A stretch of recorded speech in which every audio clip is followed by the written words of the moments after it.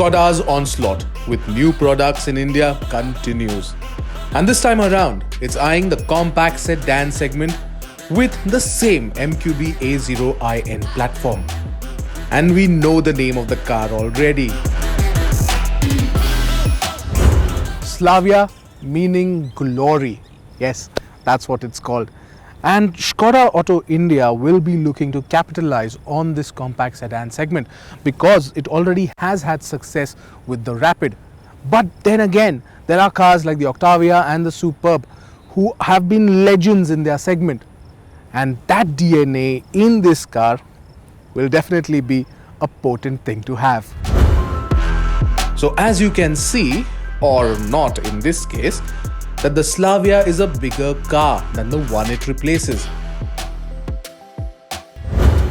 Now, though it's all under camouflage and you can't make out the design of the car, you do understand that this car is longer than the Rapid, and of course the wheelbase too is longer. So yes, it is longer by 138 millimeters than the Rapid and 99 millimeters longer on the wheelbase front when compared to the Rapid. So another thing that stands out is the way it looks. The silhouette overall really nice and very well incorporated. In fact, those two tires that you see, the stance that it creates on the road, these are 16 inches, but we feel that there could be 15 inches that would be involved as well. But these 16 inches actually give it a very nice stance. Given that this was a prototype, we did not get a chance to show you what the cabin looks like, but we did get to drive it.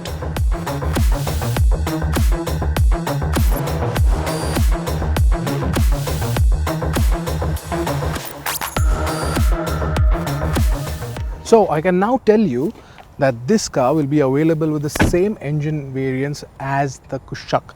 So yes, you get the 1 litre turbocharged and the 1.5 litre turbocharged engine. Both of course petrol, there's no diesel option at all here. Now the 1 litre engine makes 114 bhp, while the 1.5 litre engine makes 148 brake horsepower. And that means that this has a lot of power. Basically the 1.5 will be fun to drive for sure. So you got to sample each and every of them. The 1 litre will come with a 6-speed torque converter and also a 6-speed manual transmission, while the 1.5 litre will get the 7-speed DSG and a 6-speed manual as well. The manual transmission on both engine options are great. The throws are short and the clutch light. So yes, that's pretty good for both city and highway driving conditions. But we really needed some more time behind the wheel. Both the automatic transmissions impress. The 6-speed torque converter is a little slow to respond to your inputs in the drive mode. But put it in sport mode and it's a lot eager to shift, and the paddle shifters too are quick to react.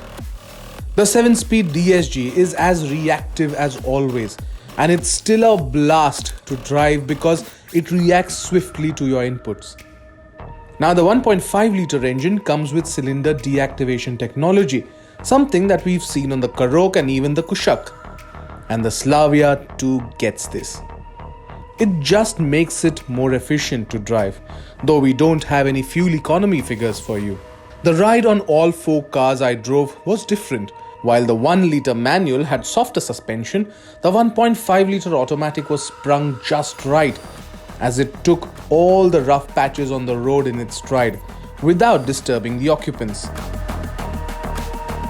Škoda says that a lot has been done on the safety front, and the Slavia will come equipped with 6 airbags, of course on the top end.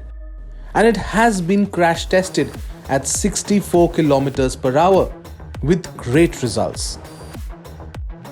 And this has been achieved by keeping localization levels at 95%, and that's a big achievement. The world premiere of the Slavia will take place in the second half of November, and the compact sedan will be launched in the first quarter of 2022. So while I got our first taste of the car, I am eagerly waiting for more.